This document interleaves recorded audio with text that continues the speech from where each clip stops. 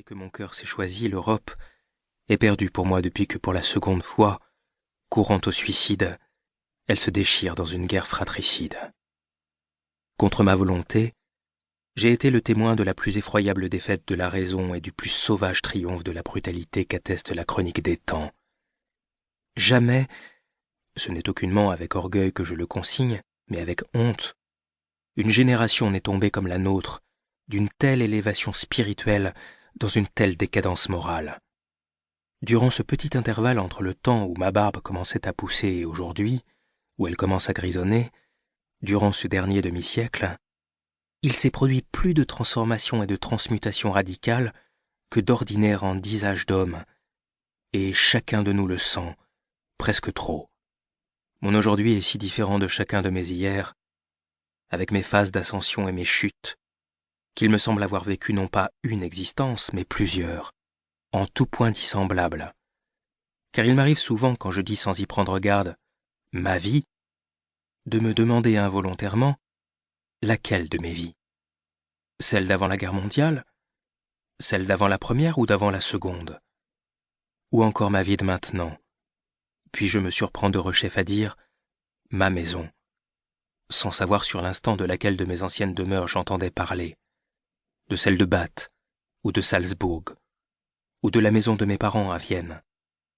Ou encore je dis « chez nous », et dois me souvenir avec effroi que pour les gens de ma patrie, il y a longtemps que je suis aussi peu un d'entre eux que pour les Anglais ou pour les Américains, que je ne suis plus lié organiquement à ceux de là-bas, et qu'ici, je ne suis jamais tout à fait intégré. Le monde dans lequel j'ai grandi est celui d'aujourd'hui, et ceux qui s'insèrent entre eux se séparent de plus en plus, dans mon sentiment, en autant de mondes totalement distincts. Chaque fois qu'au cours d'une conversation je rapporte à des amis plus jeunes des épisodes de l'époque antérieure à la Première Guerre, je remarque à leurs questions étonnées combien ce qui est encore pour moi la plus évidente des réalités est devenu pour eux de l'histoire, ou combien il leur est impossible de se le représenter.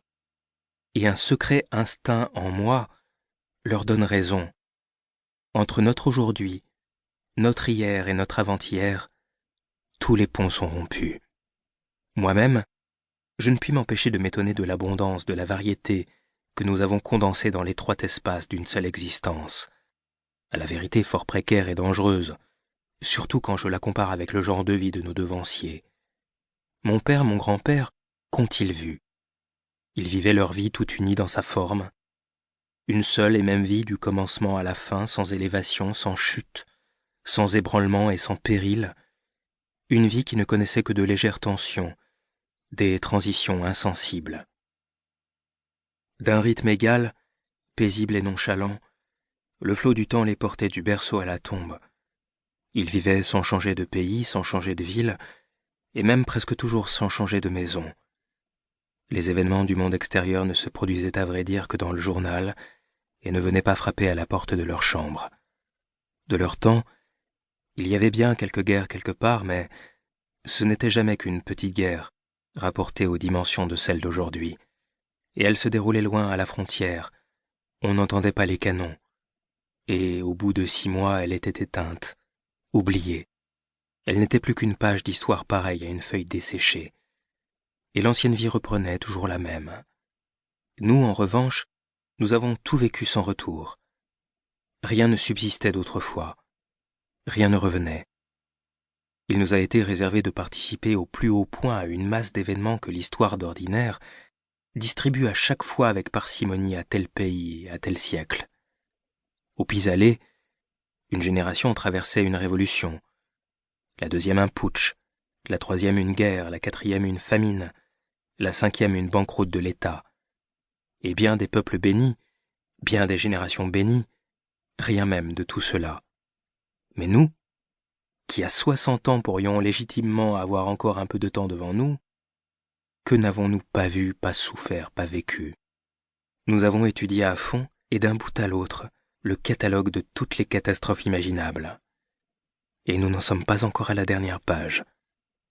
À moi seul, j'ai été le contemporain des 2 plus grandes guerres qu'ait connues l'humanité, et je les ai même vécues sur 2 fronts différents, la première sur le front allemand, Para seguir escuchando este audiolibro gratuitamente, haz clic en el enlace de la descripción y podrás escucharlo completo sin coste gracias a la prueba de 30 días de Audible.